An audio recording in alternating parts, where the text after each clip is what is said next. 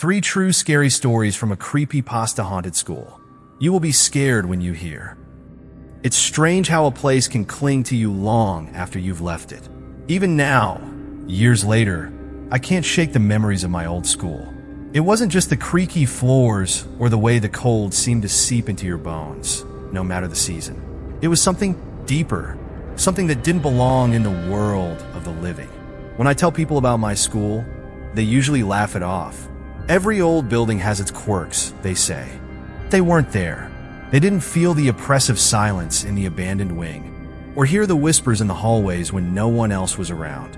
They didn't see the shadows that shouldn't have been there. I wasn't the only one who noticed.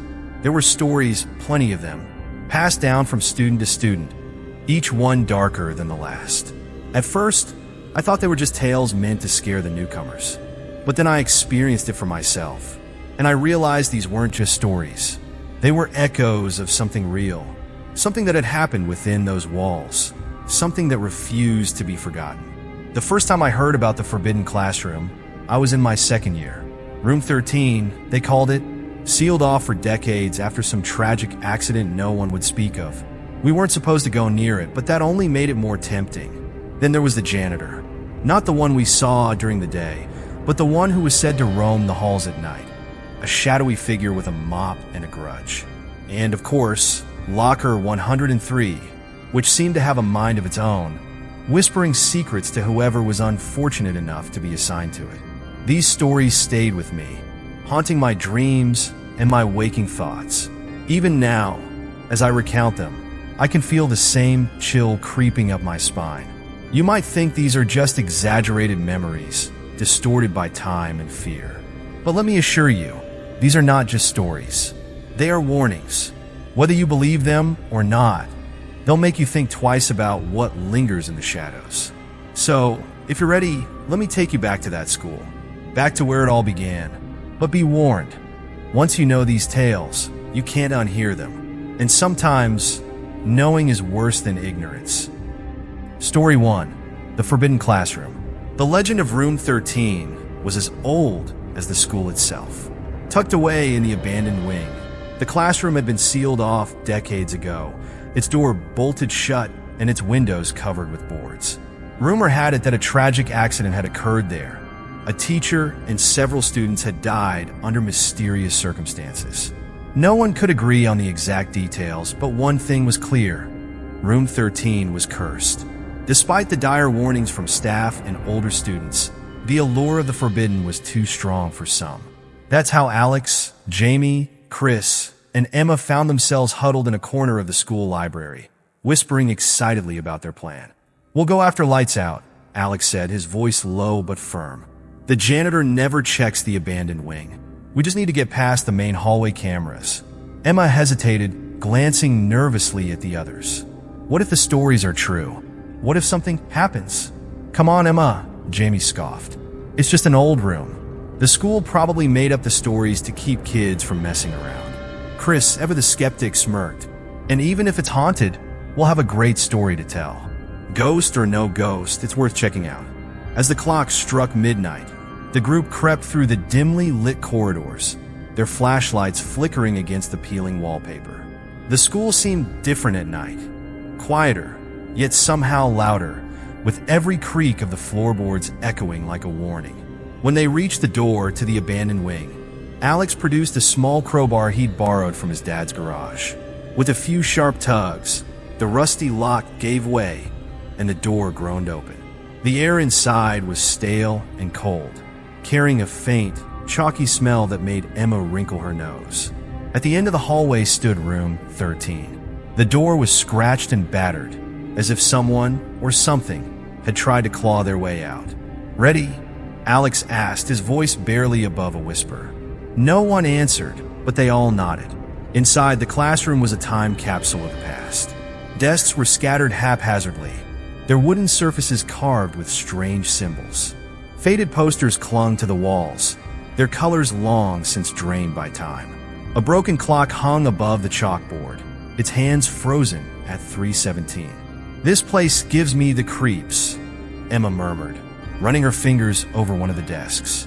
"Look at this," Jamie called, pointing to the chalkboard. Scrawled across it in jagged, uneven handwriting were the words, "Leave now."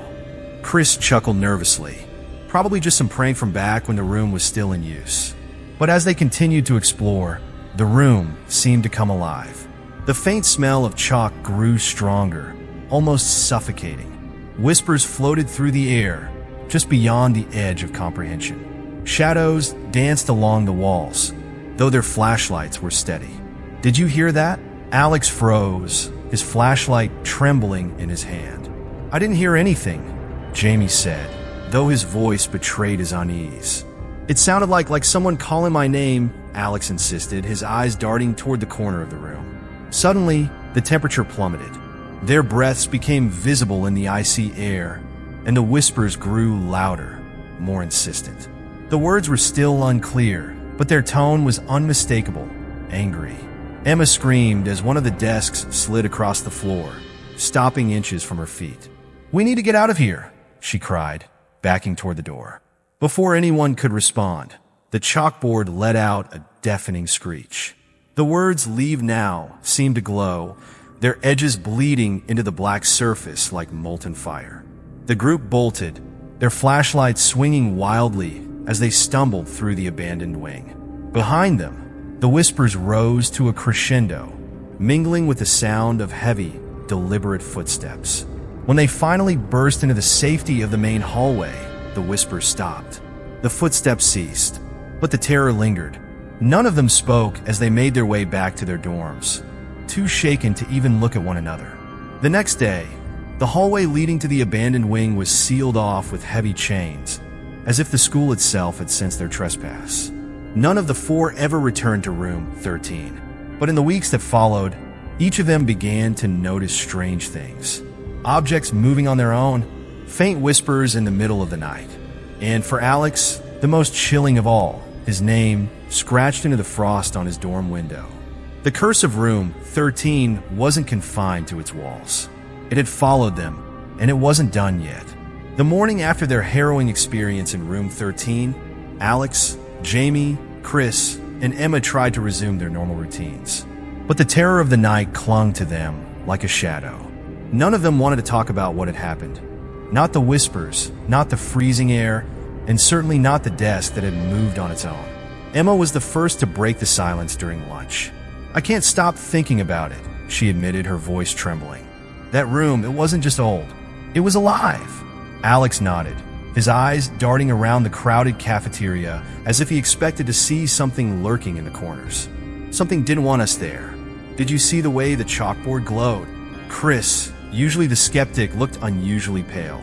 "I thought it was just my imagination." What if it wasn't?" Jamie scoffed, though his voice lacked its usual confidence. "We're all just freaked out. It was probably just the wind or something." The group fell silent, but the uneasy feeling lingered. That night, Alex found himself unable to sleep. Every creak of the dorm building made his heart race. Finally, unable to bear the tension, he pulled out his flashlight and started rummaging through his backpack, hoping to distract himself with a book. That's when he found it, the book. It was an old, leather-bound volume that he didn't recognize. The cover was worn, its title faded beyond recognition, but the spine bore a strange, twisted symbol that looked eerily familiar.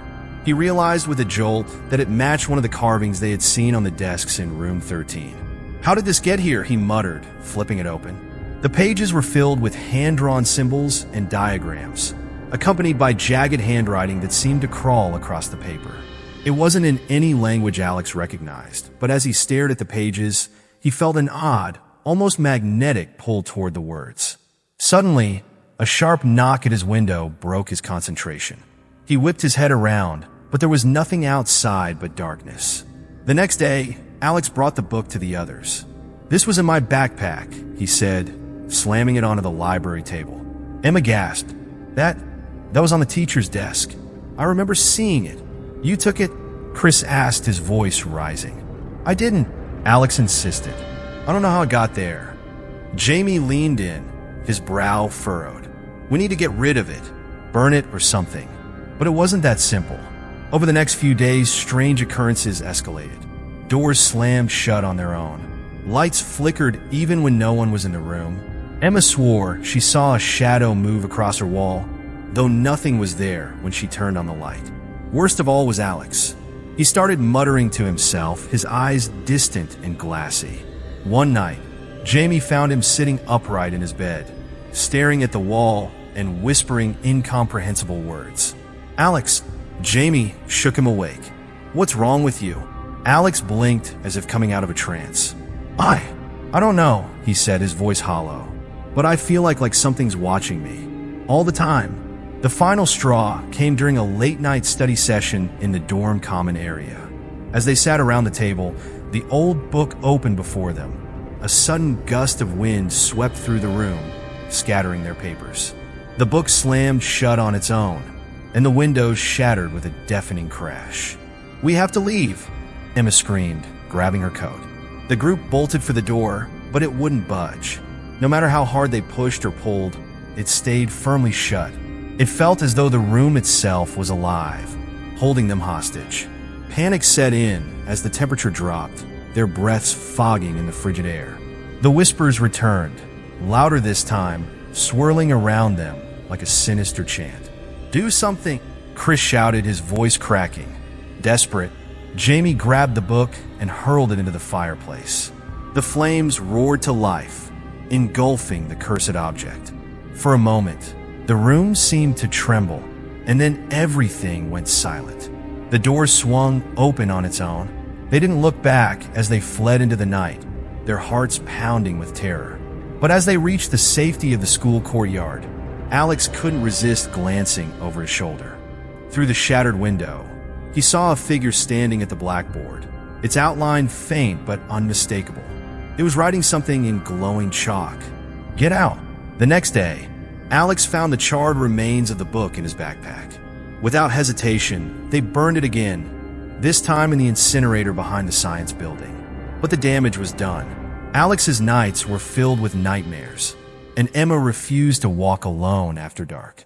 Chris transferred schools by the end of the semester, and Jamie, once fearless, avoided any mention of Room 13. The curse had followed them, leaving its mark on each of their lives. Though they had escaped the room, they could never truly leave the terror behind. Story 2. The Ghostly Janitor. The legend of the janitor was one of the oldest and eeriest tales passed down among students. Decades ago, the school's janitor, Mr. Harold Price, had been a quiet, unassuming man. He took pride in keeping the school immaculate, often staying late to scrub the floors until they gleamed. But one fateful day, a valuable trophy went missing from the principal's office. With no evidence and little reason, suspicion fell on Harold. Accused and humiliated, Harold was fired on the spot. Weeks later, his lifeless body was discovered in the school's basement. Some said he died of a broken heart. Others whispered that he'd been murdered to cover up the real thief's tracks. Whatever the truth, his death left an indelible mark on the school. From then on, students claimed to hear the faint sound of humming, an old tune Harold was known for, echoing through the halls late at night. Tools moved inexplicably, cleaning supplies were found rearranged, and footsteps resonated in empty corridors. The ghostly presence was always attributed to Harold, still tending to the school he had loved. Maya had heard the stories, but dismissed them as mere exaggerations. An aspiring artist, she often stayed late to work on her projects in the school's art room, especially as the annual art exhibition approached. On one such evening, with her brush poised mid-stroke, she froze as a faint, melodic humming drifted into the room. The sound was soft, almost comforting, but it sent a shiver down her spine. She looked around, expecting to see someone, but the room was empty. "Probably just a teacher," she muttered, trying to focus on her painting. But the humming grew louder, and this time, it was accompanied by faint footsteps. Maya's curiosity got the better of her. Setting her brush down, she crept toward the door and peered into the dimly lit hallway. "Hello," she called out. The humming stopped abruptly, and the silence that followed was deafening. Maya hesitated, but decided to follow the direction the sound had come from. Her footsteps echoed in the empty halls as she approached the stairwell leading to the basement. The basement was a place students rarely ventured. It was damp, cold, and filled with old and used equipment. Yet, as Maya descended the creaking stairs, she felt an inexplicable pull guiding her forward. At the bottom, she found the janitor's closet. The door was slightly ajar, revealing a neatly arranged collection of cleaning supplies. Mops, brooms, and bottles of cleaning solution were lined up with meticulous care. "Strange," Maya whispered. As she stepped closer, she felt a chill in the air, and her breath became visible in the dim light. Suddenly, the humming resumed, louder and more distinct than before. She spun around, her eyes darting across the shadowy basement, but there was no one in sight. "Maya," a voice whispered, soft and haunting. Her heart leaped into her throat.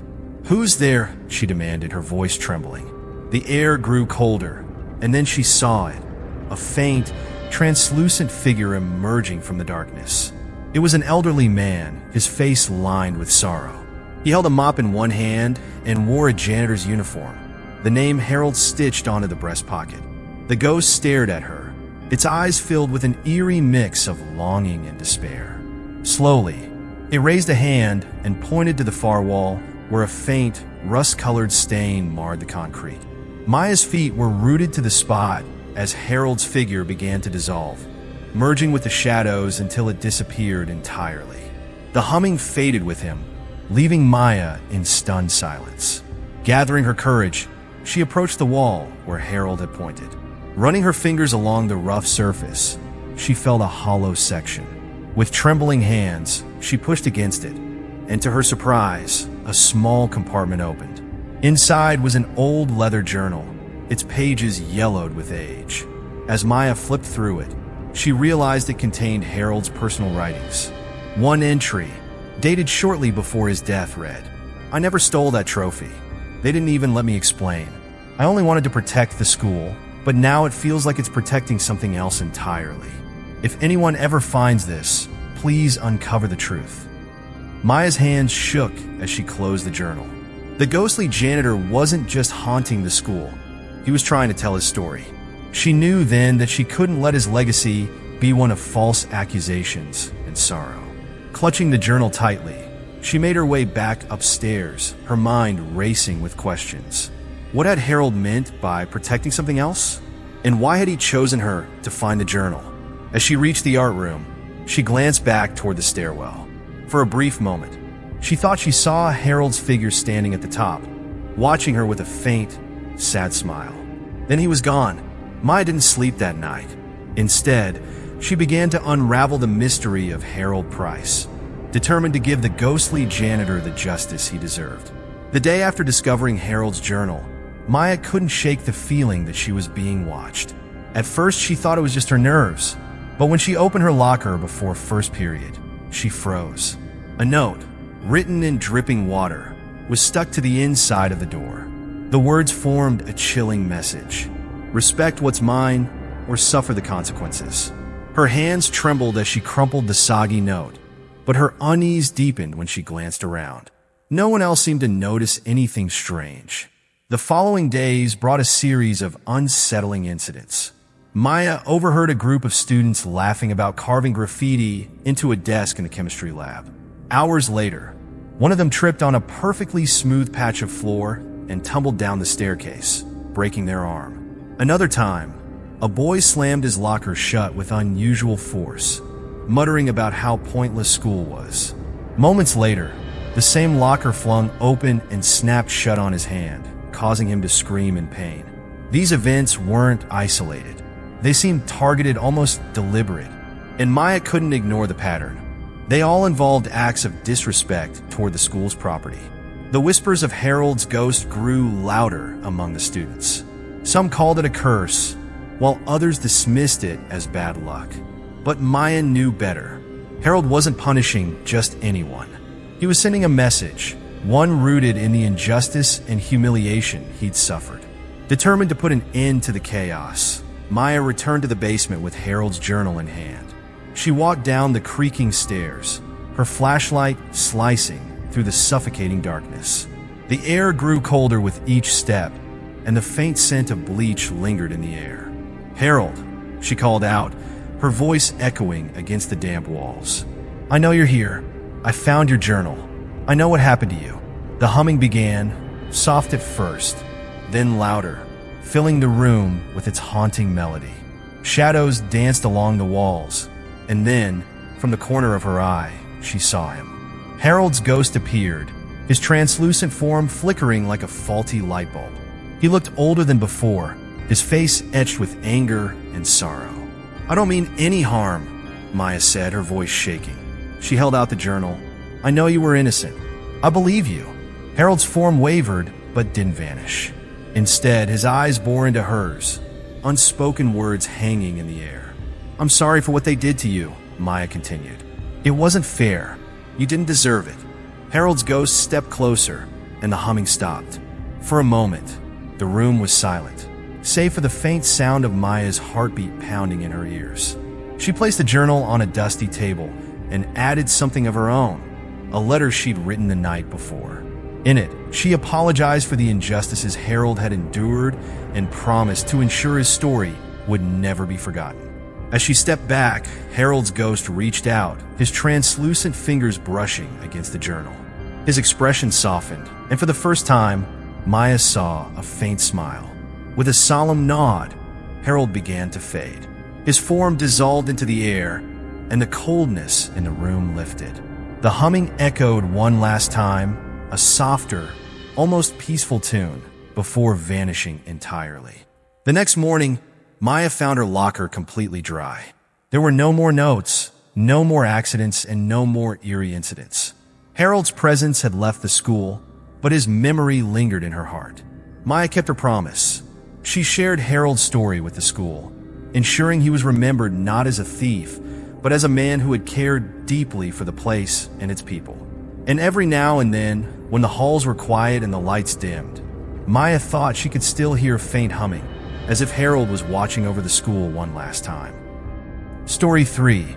The Whispering Locker.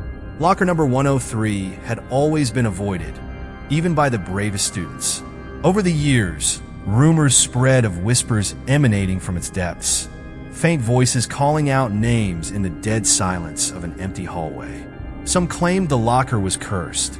Others dismissed it as nothing more than school legend. When Ella transferred to Weston High, she knew nothing of the school's dark tales.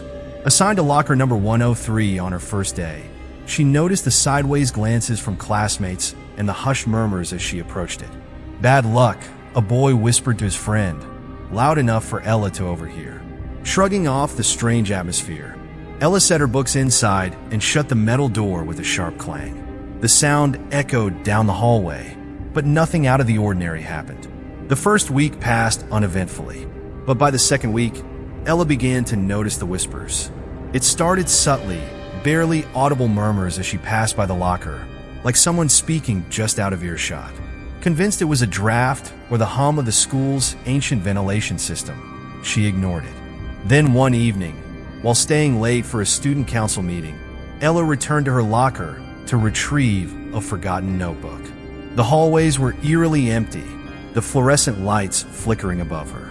As she approached locker number 103, she froze. Her name, whispered so softly it could have been the wind. She spun around, but the hallway was empty. The voice came again, unmistakably from the locker. Her heart raced as she stepped closer, her palms slick with sweat.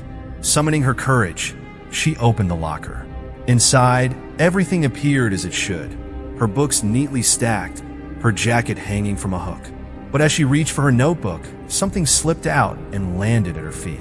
It was a small, tattered diary with a faded leather cover. Curious, Ella picked it up and flipped through its yellowed pages. Scrawled across the first page were the words, "If you found this, you need to know the truth." That night, Ella couldn't shake the eerie feeling the diary gave her. The writing inside was frantic and messy, as if the author had been in a hurry.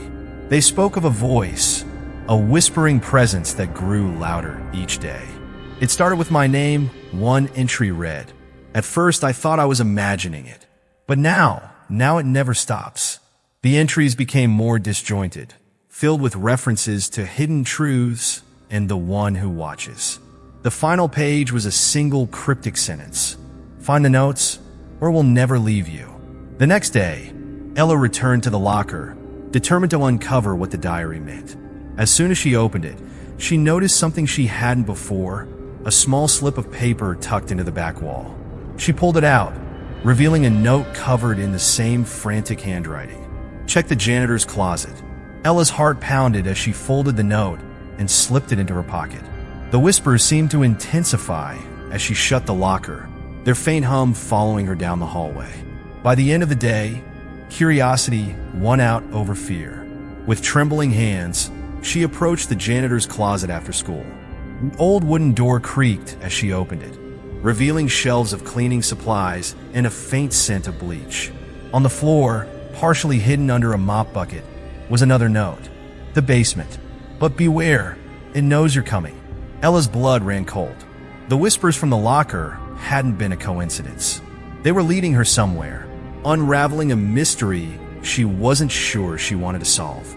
That night, as she lay in bed, Ella couldn't sleep. The diary's cryptic warnings and the growing intensity of the whispers haunted her thoughts. She knew one thing for certain: whatever was waiting in the basement, she had to find it. The days following Ella's discovery of the diary were a blur of obsession and unease. She carried the tattered book with her everywhere, stealing glances at it between classes, during lunch, and late into the night when she should have been studying. Each entry in the diary seemed more desperate than the last, filled with hints of a tragedy that had occurred within the school's walls, a tragedy that no one dared speak of. At first, the whispers were just a nuisance. Now, they were a constant presence, always lurking at the edge of her thoughts, growing louder as the days passed. It started slowly, just a flicker of movement in the corners of her vision. Ella would be walking to class, and for a split second, she'd see a shadow dart across the hallway. Or, when she sat at her desk in history class, she'd feel a chill crawl up her spine, the hair on the back of her neck standing on end. One afternoon, as she passed locker number 103, the whispers called to her again. But this time, there was something different. They weren't just calling her name anymore. They were urging her forward. "Ella, follow." The voice was softer than before, like a breath brushing against her ear, but the command was clear. She turned to the locker, her heart racing. The door stood slightly ajar, as if waiting for her, and she couldn't resist. Ella opened the locker fully, and her fingers brushed against the edge of the shelf. There, nestled behind her books, was another note. "The truth is in the basement." That night, Ella couldn't sleep. The whispers seemed to grow louder with every passing hour, filling her mind with a sense of urgency that she couldn't ignore. The diary's cryptic entries were starting to make sense. There was something hidden here, something that had been buried for decades. She knew what she had to do. She had to go to the basement. The school was eerily quiet when she arrived, the halls deserted and still. As she made her way down to the basement, her footsteps echoed off the concrete floors, and the whispers seemed to follow her, growing louder and more insistent. The basement door creaked open with a long, drawn-out groan. Ella stepped inside, the faint smell of mildew and dust filling her nostrils. The basement was cold and dark, the flickering lights casting long shadows across the room. In the corner, by a set of old wooden lockers, Ella noticed a large, rusted trunk, its surface covered in cobwebs. It looked out of place in the otherwise empty room, and yet something about it felt familiar. She approached it slowly, the whispers urging her on. When her fingers brushed against the trunk's cold surface, she felt a sudden shock, a burst of cold air, as if the trunk itself had exhaled. Without thinking, she opened it. Inside, she found nothing but a tattered jacket and a small, brittle newspaper clipping. The article, dated decades ago, described a prank gone wrong at Weston High. A student had been locked in a closet as part of a joke, but when the pranksters returned to let them out, the student was dead, suffocated from the lack of air. The article mentioned that the student's name was Aaron Lee, a former student who had mysteriously disappeared shortly after the incident. Suddenly, the whispers grew deafening, and the temperature in the basement dropped. Ella stumbled backward, heart pounding, as a shadow materialized in front of her, a dark figure, barely more than a silhouette, with hollow eyes staring at her. It was Aaron. The world around Ella seemed to dissolve, as she was pulled into a vision of the past. She was no longer in the present, standing in the cold basement. Instead, she was transported back in time, watching the events unfold as though she were right there in the moment. She saw a group of students laughing, dragging Aaron into the closet. They had no idea what they were doing, no idea that their prank would turn fatal. "Let's leave him in there for just a few minutes," one of the students had said, a grin on his face. But minutes turned into hours, and by the time they opened the door, Aaron was dead. Ella's heart raced as she witnessed the horror of that moment. The laughter, the shock, and the realization that something had gone horribly wrong. The students had run, terrified of the consequences, and Aaron had been left behind, his spirit trapped in that basement, never allowed to move on. The vision faded, and Ella was left standing in the cold, dimly lit basement, her body trembling. The figure of Aaron was gone, but the weight of his presence lingered in the air. Tears filled her eyes as she whispered to the empty space. "I'm sorry. I didn't know." The whispers ceased instantly. The air grew warmer, and the tension in the basement lifted. Ella knew, deep down, that Aaron had been waiting for someone to tell his story, someone to give him closure. She vowed to make sure that his voice was heard, that his tragic fate would not be forgotten. As she left the basement, the whispers of the locker fell silent, never to return. But Ella would carry the memory of that night with her forever, the haunting vision of the prank and its deadly consequences etched in her mind. She kept the diary as a reminder, a symbol of the spirit that had been trapped for so long, finally free. But as she walked away from Weston High for the last time, Ella couldn't shake the feeling that she had only scratched the surface of the darkness that had haunted those halls for decades. As I sit here, recounting the horrors that have long since left their mark on the walls of Weston High, I can't help but reflect on the hidden darkness that haunts the places we once considered safe, places like schools. These were supposed to be havens for learning, growth, and friendship, yet for some of us, they became the very source of our deepest fears. The 3 stories I've shared with you tonight, each one born from curiosity, each one tied to unresolved pasts, are more than just tales of haunted lockers, ghostly janitors, and cursed classrooms. They are reminders of the consequences of digging into things that were never meant to be uncovered. They remind us that some doors, once opened, cannot be closed. And in the case of Weston High, those doors were never meant to be open at all. Curiosity has consequences. We often think of it as a harmless thing, a spark that drives us to learn more, to seek out the unknown. But what we fail to realize is that sometimes curiosity unearths things better left buried. The students who dared to investigate the forbidden classroom, the lonely soul who uncovered the janitor's tragic tale, and the student who found the whispers in locker number 103. None of them knew what they were truly uncovering when they began their searches. They were only after answers that would come at a heavy price.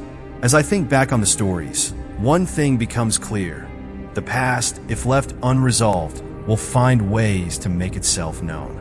It doesn't matter how many years have passed, how many people have come and gone.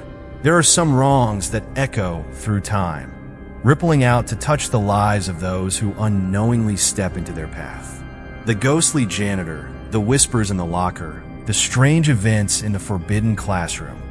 They are all part of a tangled web of history, one that demanded to be remembered, even if it had to drag others into its turmoil to do so.